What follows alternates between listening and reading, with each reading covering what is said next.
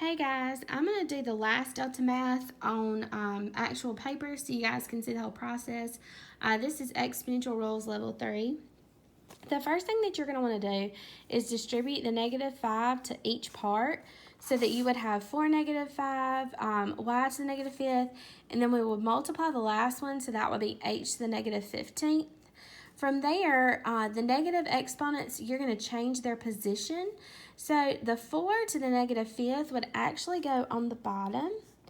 And you're going to be multiplying 4 to the 5th times 20.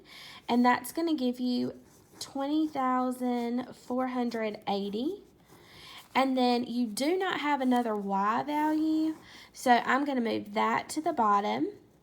And then for your h's, you've got -15 minus -4, keep, change, that gives you a -11, so that is going to go on the bottom as well. And when everything is on the bottom, you have to have something in the numerator, so you would put a 1.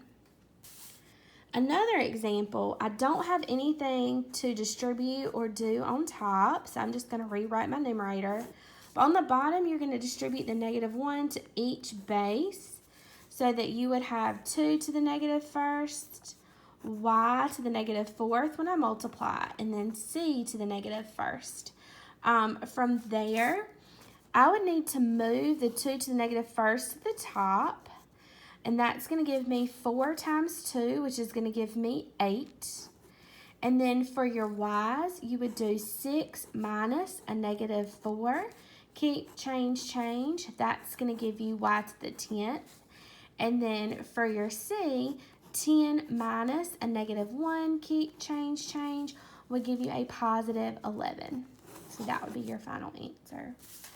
Last but not least, and remember you have to get 5, but I thought just going over 3 would be good because they're pretty much the same.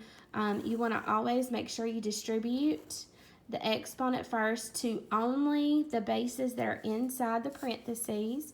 And that's going to give us -3 to the 5th, x to the 25th when I multiply those, and then m to the -15th. And I'm going to put that over what I started with, which was my 12, x to the -1, m to the 2nd power. From there, when you actually do in your calculator, so if I do -3 to the 5th power, and then I'm going to divide it by 12. I know it doesn't divide evenly, but I can simplify that fraction, and that's going to be -81/4. So that's how I'm going to set it up. I'm going to put -81 on top and then 4 on the bottom. I just actually did the -3 to the 5th and then divided 12 to kind of simplify my fraction. And then when I do 25 minus a -1, I ended up adding a +1. So that's going to give me x to the 26th on top. That's a positive exponent. And then here, keep, change. I'm going to end up adding 2 negatives together. So my m to the -17th would go on the bottom. And then that would be what I typed in delta math.